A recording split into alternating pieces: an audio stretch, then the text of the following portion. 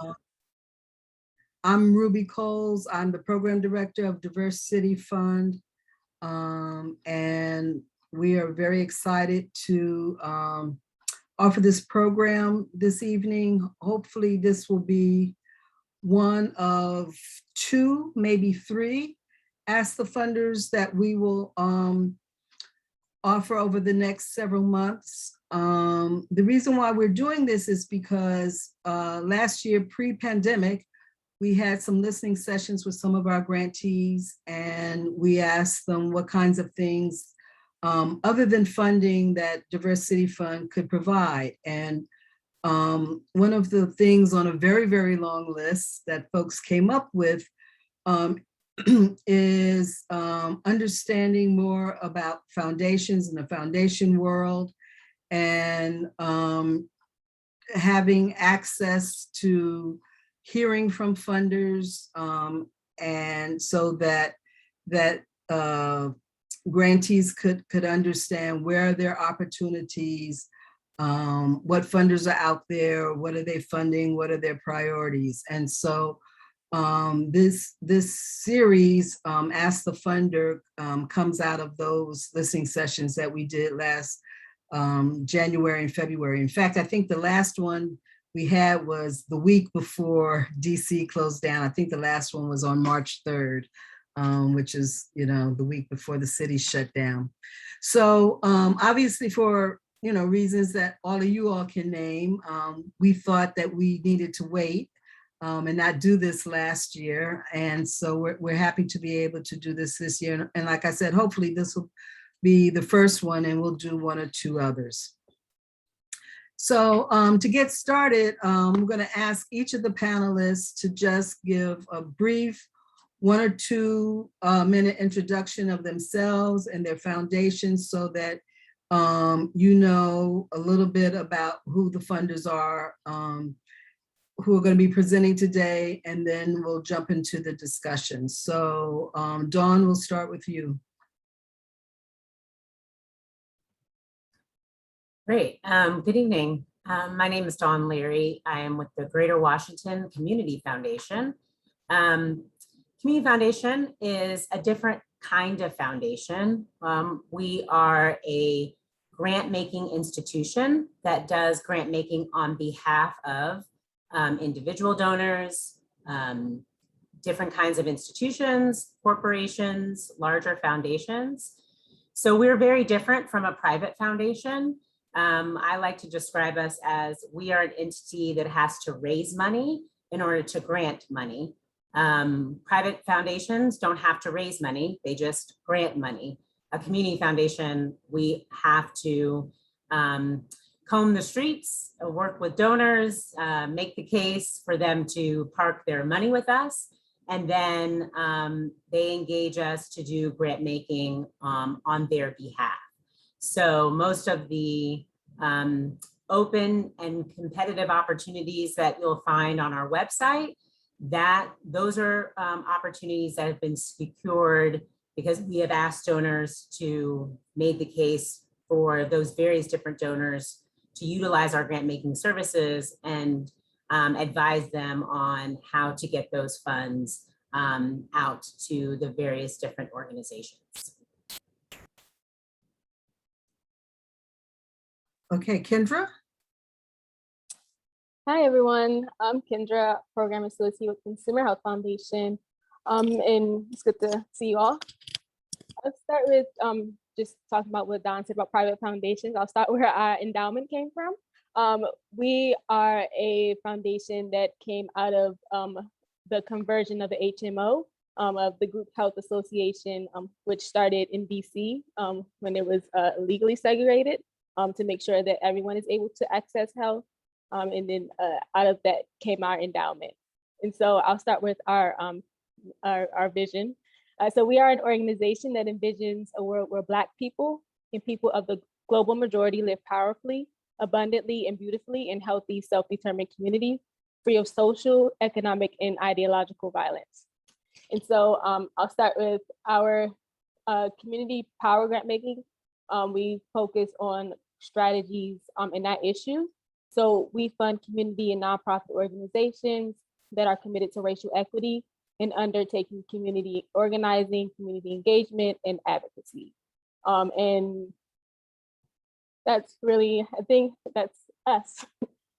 Trying to keep it 2 minutes. Great. And Julia?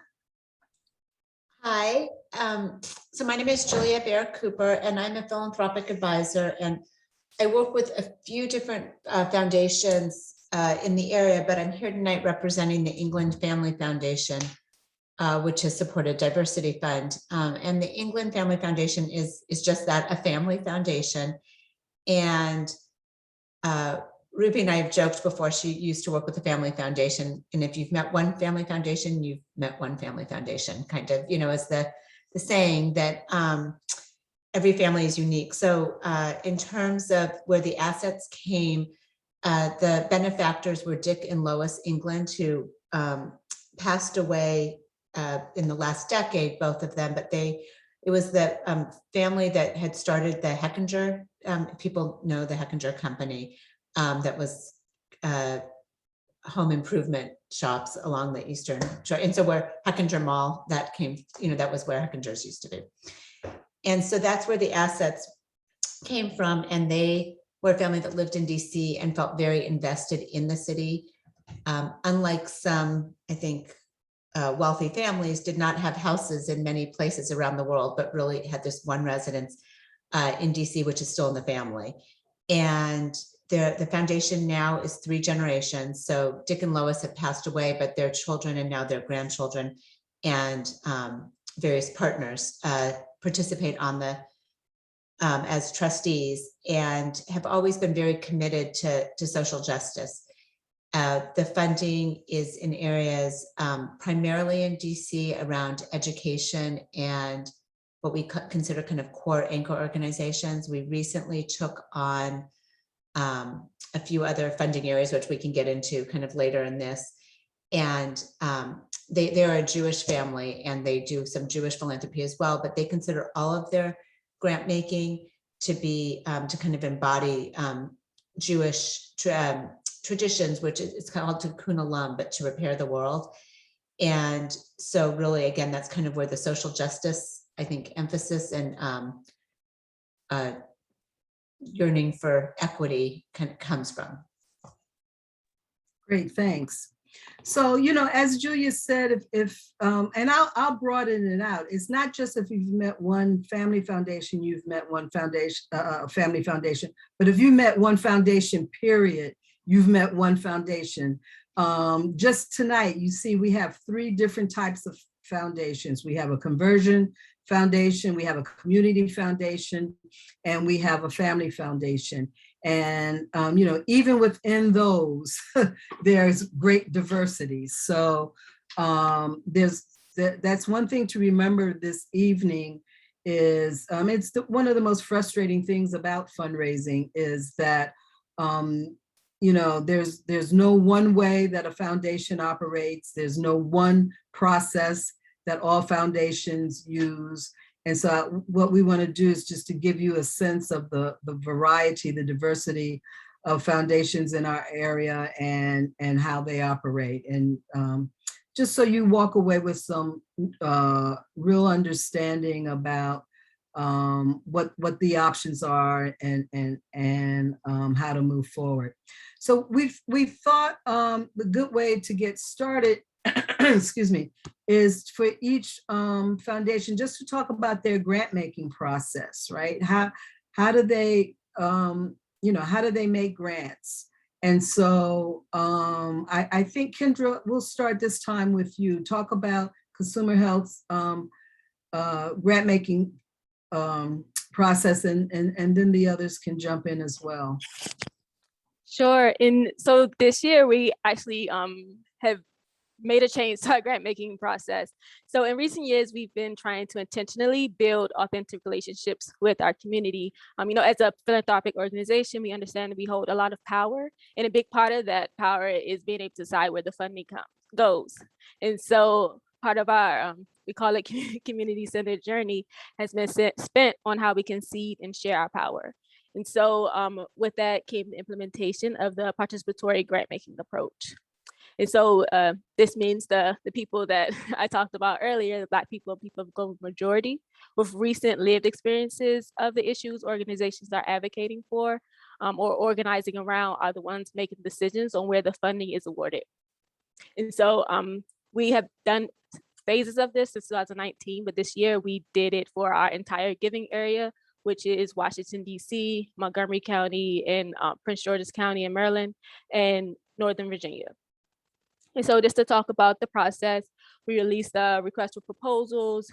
We only have one round of grant making. And so with that request for proposals, we only required a one-page application, a one-page, just one pager, and asked for a budget. And so with that, we also included that people can submit in any language that they are comfortable with.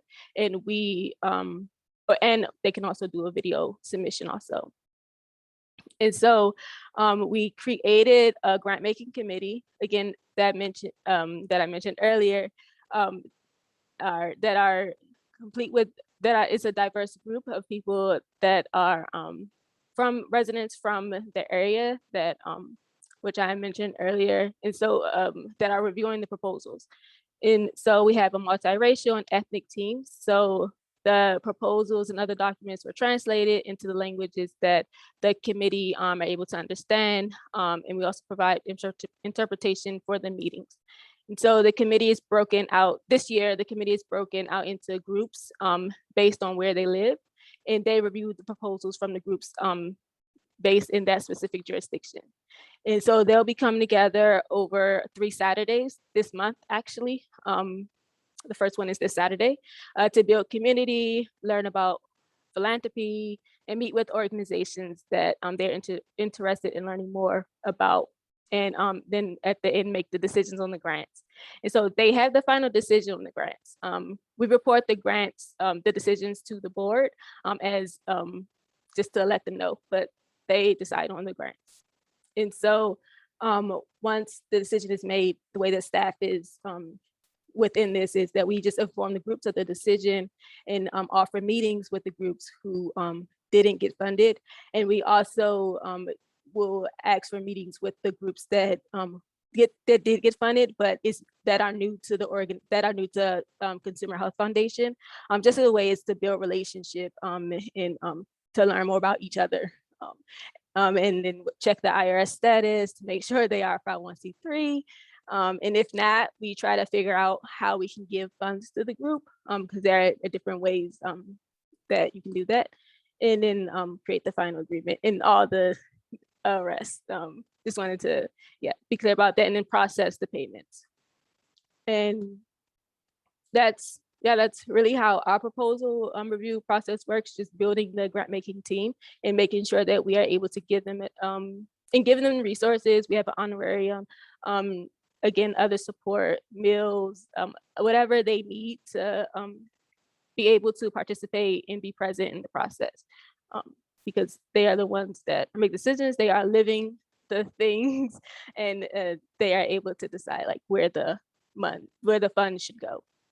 I think I'll stop. Okay, great.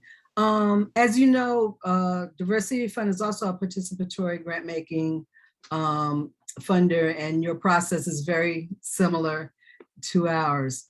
Julia, you want to talk a little bit about your how England does its grant making? Sure.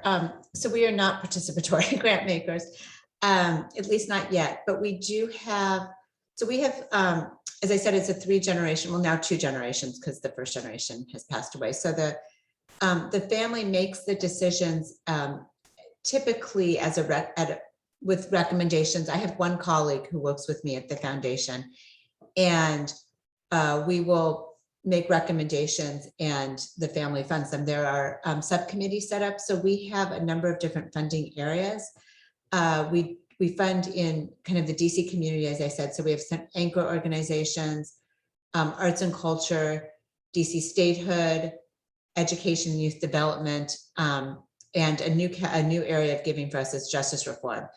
And So with our longstanding partners, the process was a little bit different in the past, but once we've gotten to know them, the past couple of years, we didn't have a process. We just gave money. So people did not have to apply. We asked just for, I stayed in touch with them it's been such a strange time, I think, since March 2020, but we've never had a reporting. They didn't have to submit reports, but in terms of grant applications, we would take things annually. We typically don't do multi-year funding. So on an annual basis, we would request fairly limited, but some, sort of proposal. The past couple of years, we did away with that with all of our longstanding partners. And then, as I said, we have this new area, justice reform, and that was done in an interesting way. And I see that actually someone from one of our recent grant recipients is on here, one of our partners, but this was a very new area for us. And so we just did a lot of listening and learning and talking with colleagues, talking with folks on the ground, and made initially 5 grants. And in that case, we asked, we did a lot of the diligence before we reached out. And once we reached out, we asked for a quick, didn't even have to be a one-pager, just via email. Can you just tell us a little bit about yourself, what you would maybe do with this funding, and a budget? And if you are not an independent 501c3, we had a couple who had fiscal sponsors. And so as a private foundation, we are not making grants to individuals, they are to 501c3s. And so for those organizations that didn't have that, if they had a fiscal sponsor, that was okay as well. And then once we did those initial 5, we brought those organizations together, the leaders of those 5 and program staff of those 5, whomever wanted to join, and did kind of a virtual coffee meet and greet. And we asked them, who else should we be looking at? Like who's out there that we don't know? Because we don't know very much at all. We're just beginning to scratch the surface. And they gave us a list of maybe, I don't know, 10 organizations, or they weren't all organizations, 10 people, 10, that we should talk to, entities. And kind of went through and figured out who were we able to, support, like who is able to accept money from a foundation, and, and then we ended up with 4 whom we reached out to and kind of did the same thing again. Can we just, a quick, little email, had a couple phone conversations back and forth, and then made the grants and a budget, and tried to really make it as easy as we could for them. And then the burden was more on us in terms of, as a professional, writing something up so I could present it to the board for approval. So, and we also did the same thing that I just described with the justice reform. We have another area of giving that is not DC based, but is national, but looking at voting rights and combating voter suppression. And so we were doing that, looking at primarily organizations that were led by people of color in various cities throughout the country, or states where there was especially a lot of suppression happening, in Georgia and Florida and Arizona, and tried to look at groups and, support them. And so that was also a very, the opposite of onerous, I don't know, a very easy process, I think, for the organizations who were able. We did a lot of the diligence and then just asked them for their budget, had a quick conversation, and then made grants. They didn't submit proposals. So I think we're moving a little bit towards that. I don't know if I'll stop there and people can ask questions as they have. Okay. That's great. And Dawnn, you want to talk about the Community Foundation's process? Sure. I know it's totally different from. Totally different. Totally different. And I was trying to feel like so many pieces. So as I shared, because we're always trying to secure opportunities from various different donors, a couple years back, the Community Foundation instituted sort of seasonal rounds. And the idea of that was to kind of set markers throughout the calendar so that as we're talking to donors, we can say, hey, if you want to utilize us for grant making, we can put it on this specific round at this specific time. Because, as Kendra mentioned, for consumer health and other foundations, there are certain points and markers where you as social enterprises know when that money is going to come out and you know what it's for. The challenge with the community foundation is because we're always trying to find those opportunities. Nonprofits often didn't know, wait, what's available? When is it available? And so we tried to put this structure in place so that as we're going to secure opportunities, we can at least let nonprofits know the different markers when to look for those opportunities.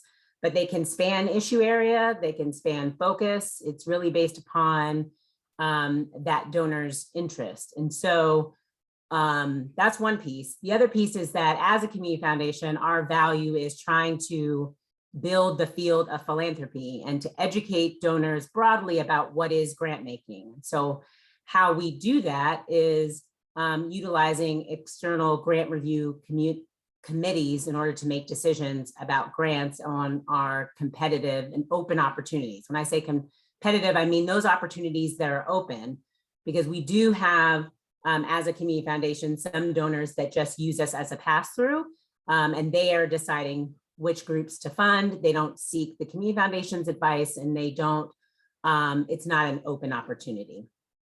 And so, and I just, this is when you talk, so there's so many pieces and you lose your train of thought. My bad. So, open and competitive, and as we're talking to folks about their interests, how they want to utilize their funds, what are they trying to solve? We sort of work with them from a guidance perspective about how to structure that process, and educating them about sort of grant making and what it really is, and how they can use it more effectively to understand the social challenges that they're trying to solve. And also, I was saying about external review committees, where we utilize other foundation leaders, folks who are in government or working in that particular issue area, and are beginning to include community residents and those with lived experience to participate on those review committees that are responsible for reviewing proposals and making decisions. Because we have found that individuals who we have worked with that have sat on the side of reviewer have said afterwards, wow, I thought grant making was easy and it really isn't. And they really, that's how you learn about grant making, honestly, is participating in those conversations. And we're wanting to move more to community participatory. Our challenge with that is just like consumer health, we want to pay residents for their time and participating, but where it's different is that we have to raise that money. So what that means is now we're having to talk to those donors about not only setting aside money for the nonprofits doing the work, but for reviewers in participating. So that's just an additional challenge we have as it relates to our grant making process. Wow. So you can see it's really all over the map. But I think that there's probably some things that you all might agree upon. And so let's talk about what makes a good proposal, right? Or a good application. What are the do's and the don'ts? What are the tips you have? So that folks have some sense of what you're looking for when you read a proposal or you read an application. And many of you all can start the conversation with that. And I'm not going to call on you all, so let's just jump in and talk about what makes a good proposal or application.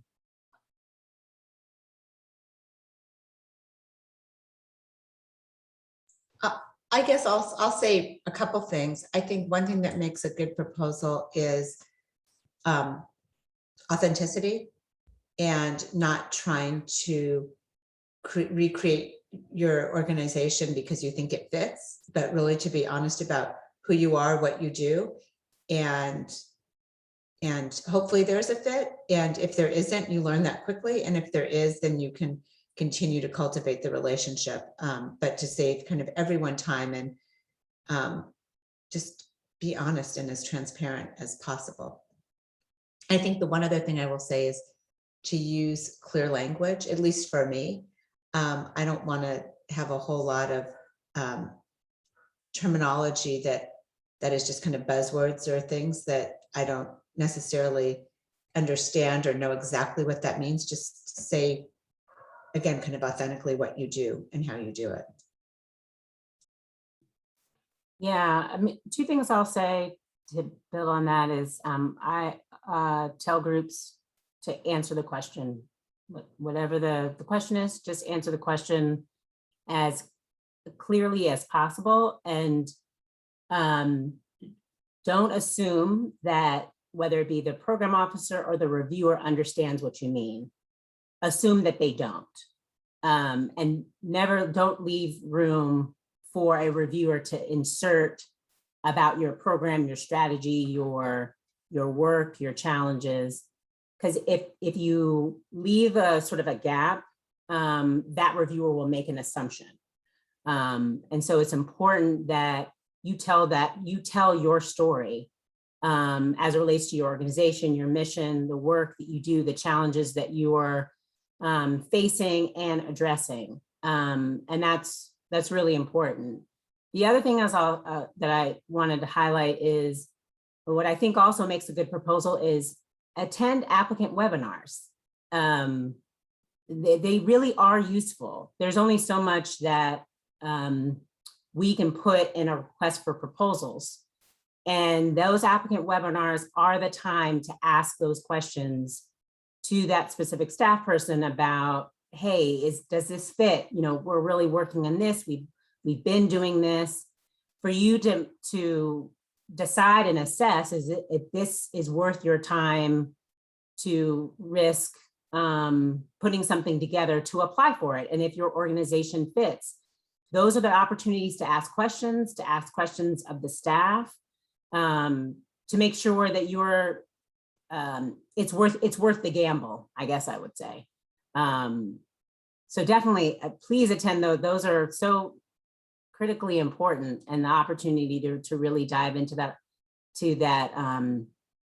review process. And I think that also helps then inform your application.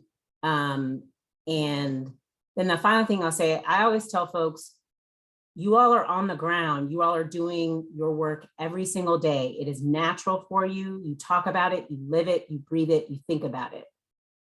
Sometimes in writing an application, you think you're being clear about what it is that you're talking about, but you're so in it. Sometimes it's hard to recognize that. So utilize your board or your advisory board if you're a fiscally sponsored entity and have some sort of thought partner group that works with you to read the application and say, does this make sense? Am I being clear? Are we being clear about what we're doing?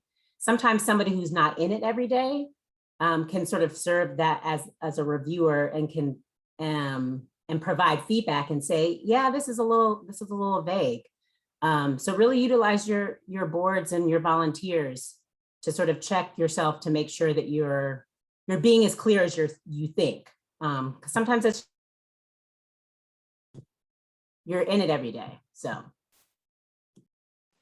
Yeah, like thanks to both of you. I mean, that was a lot of, I think I'm trying to think about what I can add. And really what I was thinking about what Dawnn mentioned is the webinars, but really like if there is an opportunity to talk to the staff, if you have any questions like about anything, the program staff, like they want to give out the money. And so they are willing to talk to you and see if it's a good fit or answering questions that you might have. And again, it's a part of also building that relationship, and also if there's a time where it says maybe this isn't the right time for me to submit an application, but there are other ways that foundations can support nonprofits that's beyond funding. And so that is also, again, another way of building a relationship and to learn more about each other, and possibly other opportunities that could involve funding, but also could involve other things.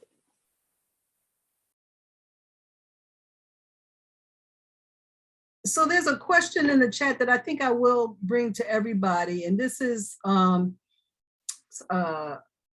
difficulty that sometimes small organizations have getting their foot in the door. So can you all talk about whether you fund small or newer organizations? That's, part of what Diverse City does is to help folks get off the ground, provide seed funding, and help newer organizations get a little bit we can. So, but can you all talk about the difficulty of whether you all fund small organizations or newer organizations? Yeah, so I will say, yes, the Community Foundation through their opportunities have funded smaller organizations. And just for us, it's the review committees that make the external review committees that make the decisions about who is awarded versus the Community Foundation staff. And I sort of saw two questions implied in Taylor's question, because the latter part too seemed where she said it, or it was said, I asked this because it seems so hard to get funding for staff to actually scale the project work we do. So I also hear implied in that it is hard to get funding to support infrastructure for nonprofit organizations and the work you do. And yes, Taylor, absolutely, amen and hallelujah. It is a challenge, I would say, for us as a community foundation to make the case to donors that it is just as important to support the staffing and operations of a nonprofit as it is to support their programming. And that is a hard, that's a fight. I'll just be honest with you, from a community foundation perspective, is to make that case and educate those donors about the importance of supporting your operations. So I wanted to say that, but yeah, and I don't know if I necessarily have an answer as it relates to from a small staff perspective. I think what helps with the small organizations is not really on you, but as it relates to on sort of the review committees and folks identifying their bias and holding sort of the group accountable in terms of ensuring that funding is going to a diverse set of groups, whether it be regional, whether it be size, et cetera. And so some of that is there's only so much you can do. So that's why I want to not answer in a way like, is there something special that you as a small organization can do? I feel like you're probably doing it already. It's more about how us as philanthropy can recognize and support smaller organizations that are an equal important part of the continuum. And yeah, I think that's how I was thinking about the question also. It's like, what can funders do?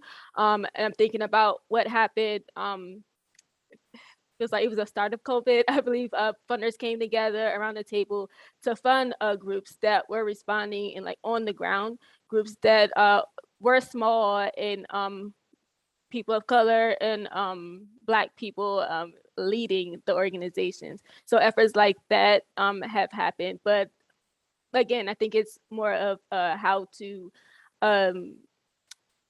change philanthropy and to understand what funding should look like to organizations and who they should be funding. And just to answer for my own foundation, we have done some funding of staff. I think it was more for the capacity building program, but I will say that we give out general operating support. So as long as, and that's again, if you are an advocacy organization doing community engagement, community organizing, we give general operating, so you can use that however you need to, but as long as it's advocacy. And I will piggyback on that. We do almost exclusively general operating support.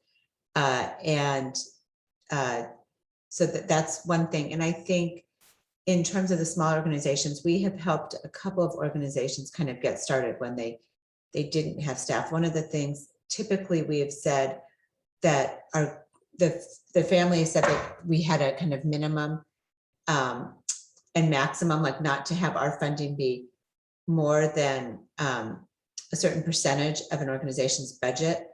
But when it's a small organization and very small staffed, and sometimes even, you know, almost all volunteer run, we have been much more, you know, a much higher percentage of their budget in order to help the organization grow.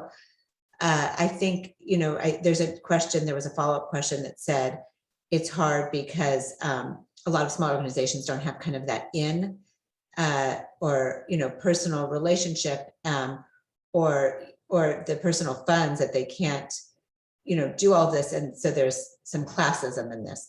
And I think there is definitely kind of this access issue, and how do we break that down, and how do smaller, newer nonprofits, those that don't have any relationship to someone that works at the foundation or a family member, whatever the case may be, or necessarily even don't have relationships necessarily with some of our other nonprofit partners, to get an introduction. And so we've tried to make it as open as possible. We have, and I can drop it in the chat box for everybody, but we have a website and we have an LOI process, and we will respond to every LOI we get. You have to sometimes give us a little time because we are not even a staffed foundation. I mean, I'm a consultant, so there's not even staff, but we'll respond to everything. And are typically, if, you know, we try to make introductions, and also if anyone makes an introduction to me, I try to meet with the person, or I mean, not necessarily meet, but at least have a phone call, have an email exchange, something, acknowledge and see, is there a fit here? Should we continue to talk? And so I think that's the only way, as a small funder, that I know how to do this. The other thing that we have done is support diversity fund, that we are a very, as I said, we're not even a staffed foundation. And so we know that we don't know all the amazing work that's happening on the ground, advocacy and direct service work that's happening in communities. And while we try to learn as quickly as we can and fund leaders that we think, you know, seem to be doing a good job and get out of their way, give money for general operating and kind of back away, we're barely scratching the surface. And so that was part of the reason that we have been funding Diversity Fund, which I assume will continue to be hopefully a ongoing relationship, because we can't do all that, you know. And so I don't want to say we're doing the best we can, because that sounds very lame, but we are trying to fund kind of larger anchor organizations as well as smaller grassroots. And part of our approach to doing that is through DCF. I'm so sorry. And we really appreciate that. And so I'm going to ask, instead of waiting to the end, I'm going to ask you all to go ahead and respond to everybody, send it out to everyone, and put your general email or your website in the chat, so folks know how to find you. And while several of the comments that you all have made were around due diligence, and so I wanted to give you all a chance to talk about, in addition to maybe chatting with folks or your proposal reading, are there other things that you do in your due diligence before sending an application on, or recommending funding, whatever the case may be? So you want to talk about if there's some other things you all do? I know I'll just start and say, in my experience, and I've been in philanthropy now over 20 years, one of the things that I do a lot, and one of the things that I engage in a lot with my colleagues is, you know, if there's a group I don't know, I might send an email or call someone and say, hey, can you tell me about this organization? And I want to know if you all do that kind of thing, or are there other things that you all do for due diligence?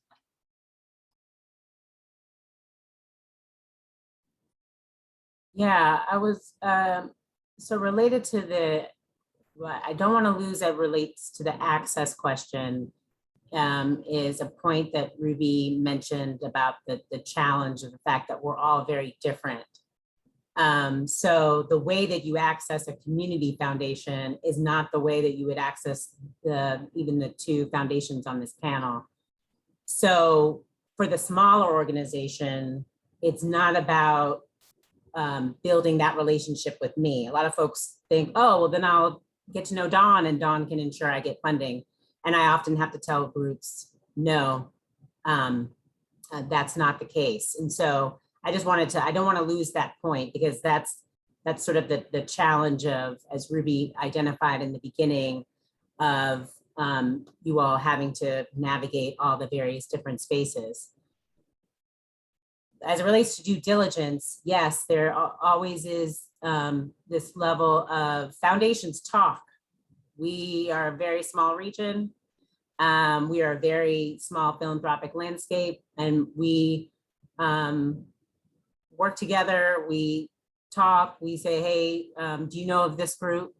Depending upon if it's a specific issue area that I'm focused on, I might talk to other stakeholders that work in that issue area, whether it be some level of government or other nonprofit providers or stakeholders or advocates who are really involved in that specific issue area, to identify, sort of understand the landscape or the community politics or dynamics.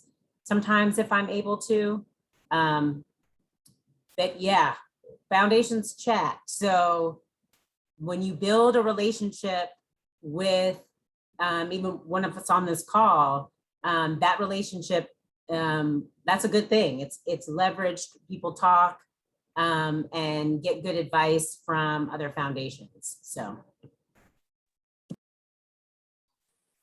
And I'll say for us, just thinking about what due diligence. So we, as I stated, like there's a grant making committee that makes those decisions. So for us, it's a little bit different. I think this is something we have also thought about as we implemented this process, because even if you have a relationship with us, we're not making the grants. It's the committee that's making the grants. So that's something that we are trying to figure out ourselves as we continue into this. What does that relationship look like between the organizations and also the grant making committee?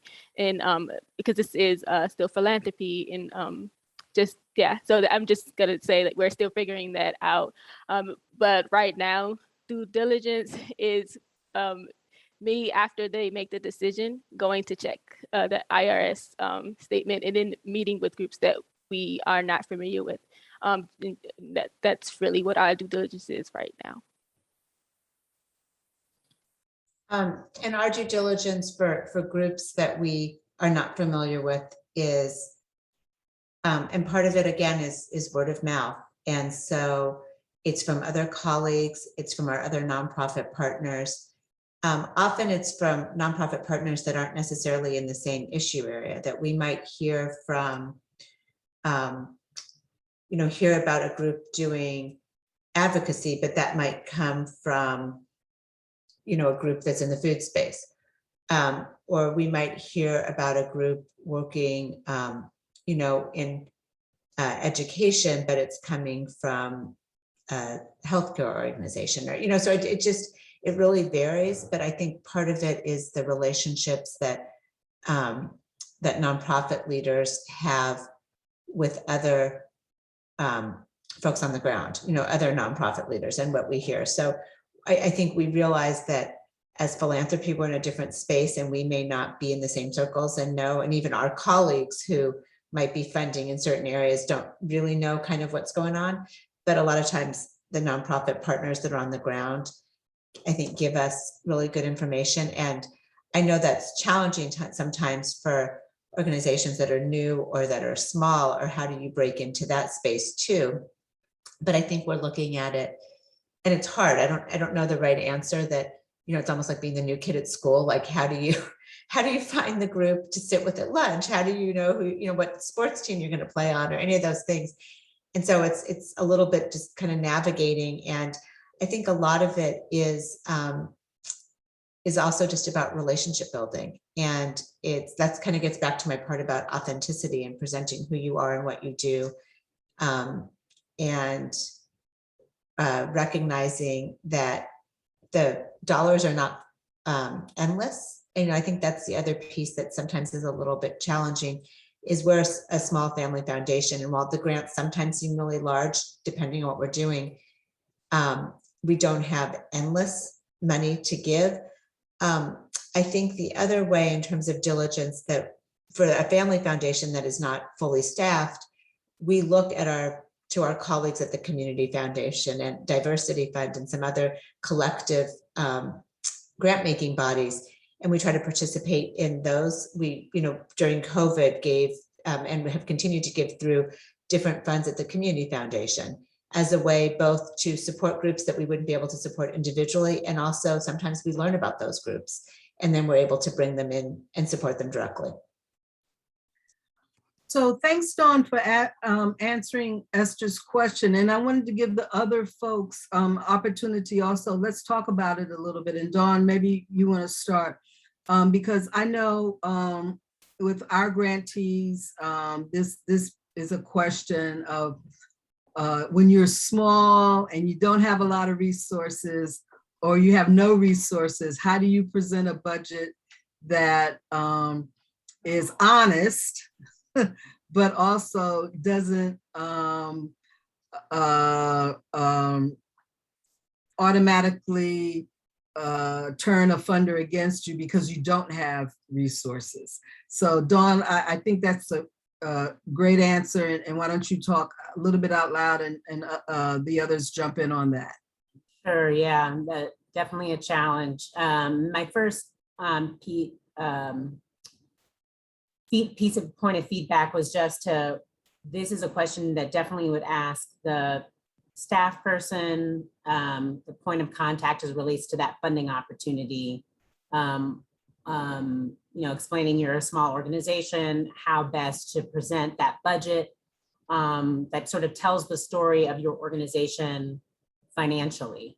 I always think it's a good rule of thumb to say what the budget actually is. And the reason why is because when you say aspirational, I think when I was saying earlier about when reviewers insert their perspective, I can see a reviewer seeing that and saying, well, this is unrealistic. How are they going to achieve this $200,000 budget to do X, Y, and Z? And so it sort of can bite you on, it can really truthfully bite you on both ends. I just think that presenting that this is what our budget is as it relates to the numbers, but then if they allow you to provide a narrative that just sort of gives you the opportunity to provide more color about about the actual numbers, use that opportunity to tell that story of here are the numbers, here's what we get in sort of the volunteer aspect, how we're leveraging maybe the volunteers as it relates to what we are doing, or even explaining sort of the opportunity to explain the challenges and the opportunities. The budget narrative provides that tool at least to share a little bit more about the numbers. So I don't know if that doesn't solve everything, but I think at least providing it, stating what it is a good rule of thumb to start. Julia, Kendra, you want to jump in on how you handle budget, the budget piece of an ask? Yeah, I can jump in. I think for us, if it's really we're asking for an income and expense report, and again, I think about about just saying what it is, and also like we can talk about it. You can provide other comments about it, but yeah, and that's just one part of the application. But really, the income expense is really what we are after, and we have in my colleague Ria, who's senior program officer. I know she sat and helped nonprofits like build the budget, create the budget in a way that it's helpful and for those that hadn't done it before or are small. So that's my answer. Yes, we've asked for a summary budgets also in this round. And again, ours is a little different depending if it has been, if we're looking at a new organization that we have not supported, we also are just asking for a kind of income expense, pretty straightforward. In this last round, when I mentioned the justice reform grants, we had a couple who basically, if we gave the money, they would be able to do X program. And if we didn't, then it wasn't going to happen. So it was kind of the entirety of the budget at that point because it was a volunteer run organization. And so I think, just having those conversations like, well, be honest, tell us what it is. And then we'll be able to figure out if it works or it doesn't work. And I think I know someone commented that they love the way that Diversity Fund does the budgets. How will the funds be used? And I think that we do ask that question again, but if we're doing general operating support, it's not just our funds, it's whatever funds you have, how they'll be used. And ours are just adding to that in most cases. And sometimes, and if it's a really small organization and they're only doing programming or doing service or advocacy or whatever it may be with whatever funds come in, then like we just need to understand what that looks like, and can kind of work out how to present that. So we have another question about how do you connect your grantees and other partners to other funding opportunities, or do you? And so you want to talk about how you connect folks to other funding opportunities. So for instance, I send out emails. If I get an email about some funding opportunity, then I will send it out to our grantee network. That's because I'm a half-time person, half-time staff. That's all I can do is just hit a forward button because we just don't have the capacity to do much more than that. So you want to talk about what kinds of things how you've handled that, connecting them? I think what we've done, I think what you just said is forwarding opportunities that we see. And also there are funder tables where there can be the funder tables that happen that can be issue-based or other interests that funders come around to make grants or do other things with. And so when different funders attend those different tables, they also hear about funding opportunities there. And so it's just writing an email and saying like, this is what we heard. You should check this out because you might be able to get funding from this opportunity. So it's just being aware. And the other thing is our grantees, we sometimes have conversations and grantees might share work that they're doing and they might say, do you think, are there other organizations that might be interested in this in the area? And that's another way.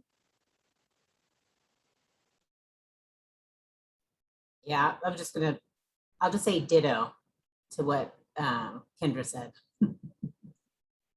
Ditto. The one thing I'll add, and I'm sure all of you all have done this, we're also very good at pitching our grantees to other funders and saying, you should fund this too.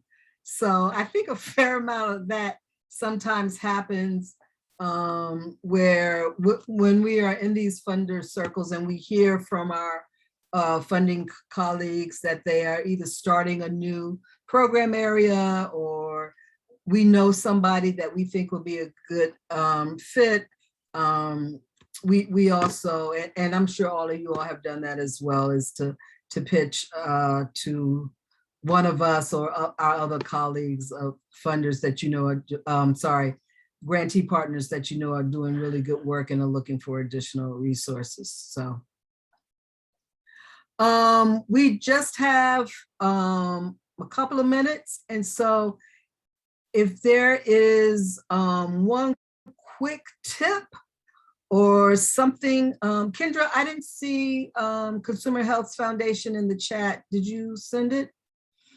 Okay, so if you would do that, and then just give you all an opportunity to very, very quickly, a quick tip or something else that you would like folks on the call to know. I think one of the things that I would say is approach this recognizing that philanthropy is working on it as well, that we are evolving along, and I think learning, and I think this past 18 months really shifted the way a lot of foundations work and how they operate, and are recognizing where we need to do a lot more work. I also think that I would, again, just I don't mean to keep hammering it in, but be authentic and honest about what you do and who you are, and don't try to make it fit into something that where there isn't a fit. If something there was a message to me directly in the chat box about something, and I was trying to respond, and I'm not good at multitasking, but in terms of how we did certain things, our funding for the most part, other than the voting, combating voter suppression and voting rights, is exclusive to DC. So we're not looking at national organizations in that space. So, I mean, we're looking at work that's happening just locally in DC and looking at reentry. So like look and see what organizations are funding. And if there is a fit, then pursue a conversation. And if there isn't, like spend time somewhere else trying to, and maybe asking the funder, well, there's not a fit with you. Do you know others who maybe would be interested in this? And that's a way to kind of make connections and meet other people. Okay. And I'll also say thank you to everyone out there who's doing this work, because I know it's hard. Kendra, you got anything final you want to say, or Dawn? Just want to say, we know that the way philanthropy is set up doesn't really service community or nonprofits, and just that there are funders that are trying, and we're all trying, and also we also know that it needs to change, and that power is being hoarded as well. The only thing I'll say is that I know it's annoying, but we are different, and so take time to figure out, or to, you can ask, definitely we have our contact information, and you can, definitely ask me. I work at the Community Foundation. It's taken me my tenure to figure out how we are structured. So I know it's a lot, but it does impact how you engage. And so it is useful information as you are trying to identify money to help support your work.